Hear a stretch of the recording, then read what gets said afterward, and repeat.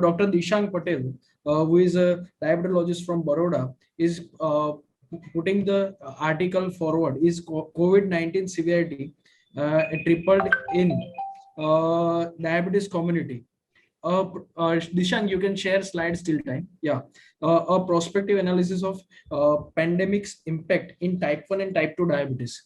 So the article is from Diabetes Care, February 2021, and it is on relation to our pandemic situation in type 1, type 2 scenario. Yes, Dishang, over to you.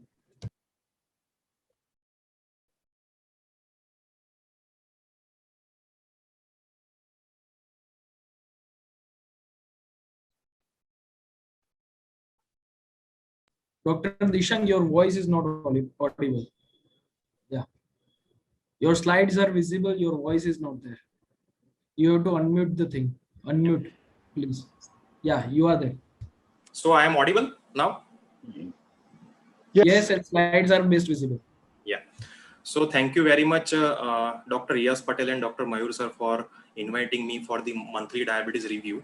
And in this, my topic is COVID-19 severity is triple in diabetes community, a prospective analysis of pandemic's impact in type 1 and type 2 diabetes. So this is a very relevant article in today's constraint because now we are experiencing the second wave of the COVID-19 in India.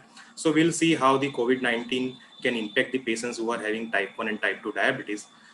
This article, these are the authors of this article, and it was done in the Vanderbilt University School of Medicine, Nashville, and University of California, San Diego. And it was published in Diabetes Care in 2021. So it is a very recent article. So why this article was chosen? What is not known before this article was published was we did not have the sufficient data to adequately mitigate the impact of COVID-19 in type 1 diabetes community. We had many earlier articles which classified the risk for the type 2 diabetes, but there were very few data to classify the risk for the type 1 diabetes of COVID-19. And second thing was not known was the what are the determinants of the outcomes in the type 1 diabetes patients who are infected with COVID-19. So this article is very relevant to today's scenario. As I told, now India is experiencing the second wave of the COVID-19. So knowledge of this article can provide the important insights into the risk stratification of the type 1 diabetes who are with COVID-19. So what they did was they took the database of Vanderbilt University Medical Center, Nashville, and they used the RT-PCR positive cases between 17th March and 7th August 2020. So that was a prospective trial. They did not go retrospectively, but they took the data prospectively. And the patients who are RT-PCR positive, now they divided into three groups. Non-diabetic, one group, second group type 1 diabetes, and third group type 2 diabetes. And now in these three groups, they analyze the odds ratio for hospitalization and disease severity. And that was compared between the three groups. The odds ratio was adjusted for predefined confounding factors, which are known to impact the outcome of hospitalization and disease severity. And that are age, gender, BMI, smoking history, race, and history of hypertension. And finally, they analyze the data of type 1 diabetes who are hospitalized, and they try to find out which are the risk factors for worsening disease severity in type 1 diabetes, although these factors are unadjusted for the confounding variables. So these are the results. As you can see, these are the various factors which they analyze for the adjusted risk of the hospitalizations.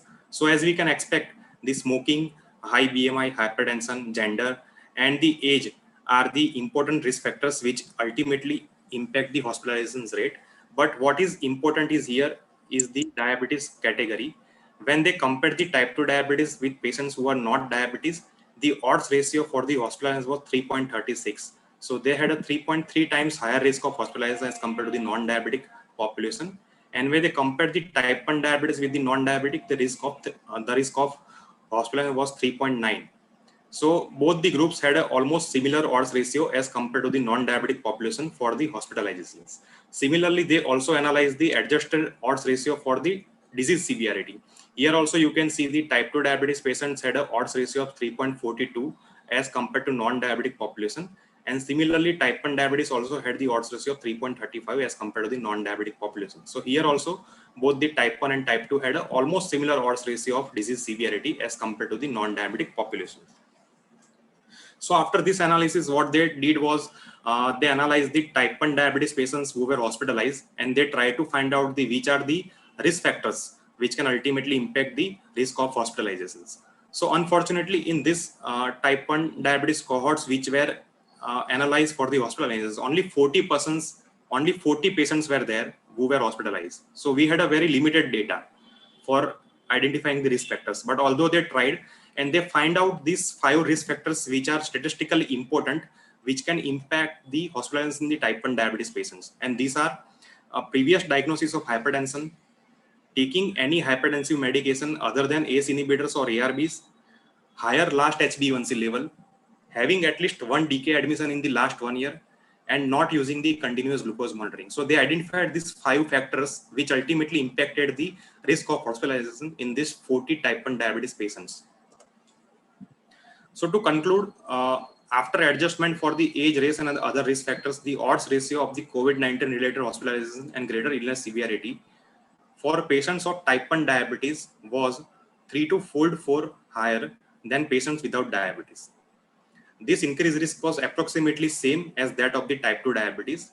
And we had another large study, that was NHS England, a large population study, where the adjusted odds ratio for in-hospital death with COVID-19 was 3.5 with people with type 1 diabetes and 2 for people with type 2 diabetes. So here they had a higher mortality for type 1 as compared to type 2, but here in this study, they found almost similar risk of the hospitalizations for both the population.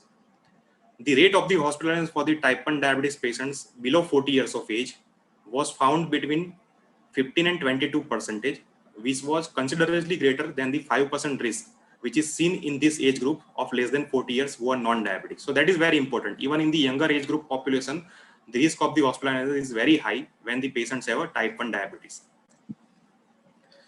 So what are the limitations of this study? Data was taken only from a single academic health system, and it was mainly urban and the semi-urban population. The study did not find the statistical significant association between the illness severity and age and gender within type 1 diabetes cohort, because we know that male gender and increasing age are risk for the increasing illness severity, but that association was not able to find out in the type 1 cohort because of the small sample size. And the relatively small sample size prevented for adjuster risk stratification for the hospitalized type 1 diabetes patients, and also the death analysis was not able to be done in this study because no one in the type 1 diabetes category died who are hospitalized. So what are the take-home messages from this article that we can take in the current scenario is that risk of hospitalization and severe COVID-19 illness is significantly higher in diabetes patients, both type 1 and type 2, at any given age as compared to non-diabetic patients. The higher last HbA1c was also one of the determinant of the type 1 diabetes hospitalizations in this study. So strict glycemic control should be enforced for diabetic patients at every given opportunity during the COVID-19 pandemic. The use of the technologies like CGM can be useful tool for the remote monitoring, and its use was associated with the reduced hospitalization in this study. Although we had a very small sample size, so we cannot conclude definitely, but yes, CGM can be a useful tool. And finally, we need to follow the SMS measure, that is social distancing, mask and sanitizations. And we need to adopt the priority vaccinations for diabetic patients, irrespective of age and type of diabetes. And that is the need of the hour in the current situations. Thank you very much. Now we can take the comments from Dr. Urmandru sir and other seniors. Thank you. Thank you, Dr. Dishant. Nicely presented. A couple of important things, because I was also interested in the article. I looked for the complete data. Most of the patients were admitted only after SpO2, oxygen saturation, had gone below 88. And all the patients at the time of admission were on dexamethasone tablet. Remember, all of them, diabetic, all at the time of admission were on dexamethasone tablets, steroids, irrespective of their glycemic status at the time of contracting COVID infection. So that is number one. Number two, very rightly said, 6,000 patients on one side, non-diabetic, versus only 40 type 1, and I think 270 type 2 diabetic patients. So it doesn't match.